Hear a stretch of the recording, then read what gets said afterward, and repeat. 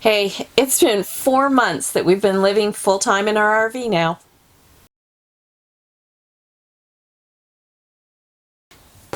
All right. Well, what's it like living in an RV? That's what everybody keeps asking us. Well, of course it is smaller than our sticks and bricks home, but it's cozy, it's comfortable, Yep. and we have the great outdoors right here at our doorstep. People keep asking, what do you do all day when you're RVing? Well, it depends on where we are. This summer we've focused on visiting friends and family. We were mooch talking at a lot of places. We were at our daughter's, at my brother's house, at my mom's house.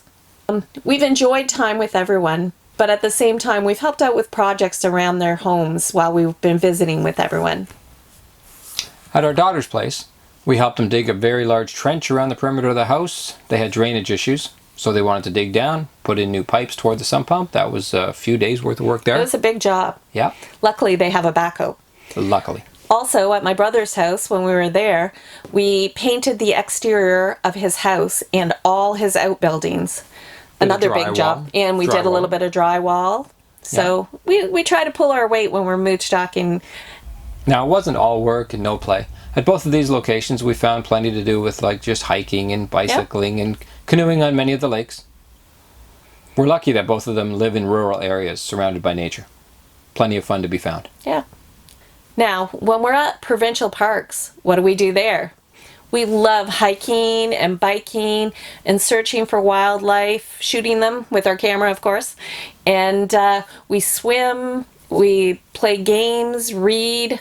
We can keep ourselves busy. As time goes by, we haven't run out of things to do. No, we always find something fun. What do we like about it? Traveling in general. We do like that. Seeing new scenery, meeting new people. We're also happy with the camper that we chose. We like the size of it. It's not too big, perfect. not too small. It is. If we had gone with a bigger camper that we had originally thought when we thought of fifth wheel, we realized at some of the provincial parks, we probably wouldn't have got in. The popularity of camping has really blown up this year, and they don't always have enough campground spaces for those really large rigs. So the fact that we had a little bit smaller one meant we got into pretty well everywhere we wanted to go. I think we only had one campsite where we couldn't get in on a weekend because it was booked up, but everywhere else, even without reservations, we were able to slide in. What don't we like? Not much. We've even learned to enjoy the rainy days. Sitting inside the camper. I'm learning to crochet. We're reading, playing board games. Life is good. Yep, life is good. We do realize, though, that we don't like changing locations too often. Along the drive here, we often would stay for maybe 1-2 nights at one campground and then go for a nice long drive again and then 1-2 nights. We were trying to book it across faster. Yeah, we were on a mission at that point. But we do realize doing that we actually prefer to stay at least a week at each spot. So we have time to enjoy and explore 2 weeks, the 3 area. weeks. 2, 3, 4. But a minimum of 1 week at most places is really, what we're looking forward to doing in the future. Good thing to know about. So, what have we learned? We've discovered that we really prefer driving only 2, 3, 4, 5 hours a day. The long, tiring days just aren't worth it. No. And That's not to say that we wouldn't do some of those long drives. If we're on a mission to get somewhere, we may do, an 8-hour drive or something, but we don't want to make that the norm. Normally, if we're traveling, just a couple hours and then stay somewhere. That's one thing that we have learned. So what are our upcoming plans? Well, I suppose our biggest one is Christmas. We're going to try and focus the next few months around that. Stay in Canada until Christmas. Stay with the family. That'll be nice. We couldn't do that last year with COVID. Yeah, we've missed them, so it's nice to be seeing a lot of family at this end of the country. Yeah. Of course, cross-border travel is going to be allowed soon as of November 8th, and we'll take advantage of that come around January or so and head down south into the USA. We're thinking southeast Georgia, Savannah, Georgia area. Now, why did we pick Georgia? A lot of people go to Florida, and that's probably one of the reasons why we picked Georgia. It gets really busy, and sometimes it's hard to get in, and it's crowded. We haven't been to Georgia, and we know that Georgia has a temperate climate where it doesn't get below freezing too often, and that's kind of appealing. But at the same time, we're hoping that that gives us a little more leeway in reservations or in places to find campsites.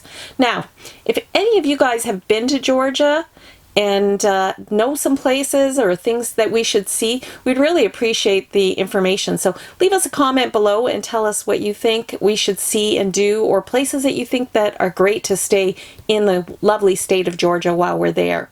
Yeah, not just the southeast. No. We plan on focusing there, but we'll travel around over the course of many months that we're going to be down there. We have time to see the whole state and part of Florida too. Definitely. In the short term, right now, we're going to help my mom replace some flooring in her house. And with regards to the trailer, we have a couple of plans, rather small, but still a few things. The door lock broke, funny enough, just before we started our long trip. But luckily it's got 2 locks. One of them broke, one of them did not. It's been okay.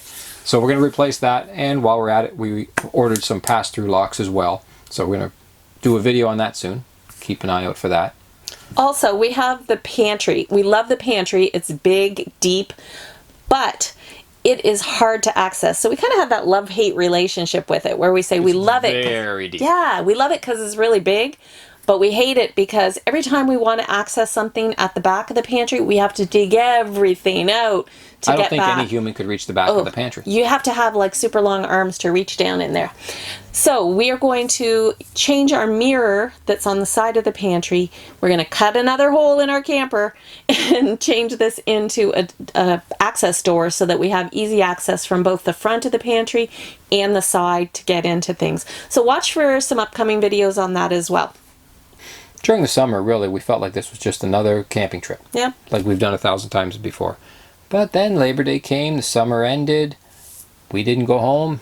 Everyone else was starting to thin out in the campgrounds and go home. We started to realize this is actually our lifestyle now. It's not just a long camping trip.